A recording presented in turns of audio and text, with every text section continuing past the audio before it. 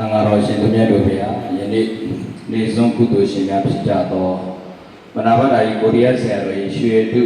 ဝိဇာတမွေးနေ့ကိုပူဇော်သောအပြင်ကိုရီးယားဆရာတော်ဂျီဦးဆရာတော်နဲ့စိတ်တဒုက္ခမဟာအောင်ရှင်ဘုရားဝါစိတ်တဒုက္ခဒဂရဂမများကတန်ဃာတော်အရှင်သူမြတ်တို့အနိစ္စဆက်ကလူတန်းပြီးတော့ဆရာတော်တန်ဃာတော်များနဲ့တပါးစာချစာတဲ့အရှင်မြတ်တို့ဟာပစ္စည်းလေးပါနဝကမ္မလူတန်းခြင်းကုသိုလ်တော်တို့တို့ကုသိုလ်ကောင်းမှုအစုစုတို့အတွက်တန်ဃာတော်အရှင်သူမြတ်တို့ကမေတ္တာရှိတာမေတ္တာအာတိတပြုသောအပြင်တပိတိယောကာရတော်များနဲ့တပါးဆုတောင်းအလင်္ကာများစင်ကြင်ဘုံဘေးသုံးဆောင်ခြင်းများကိုအစဉ်အတိုင်းပူဇော်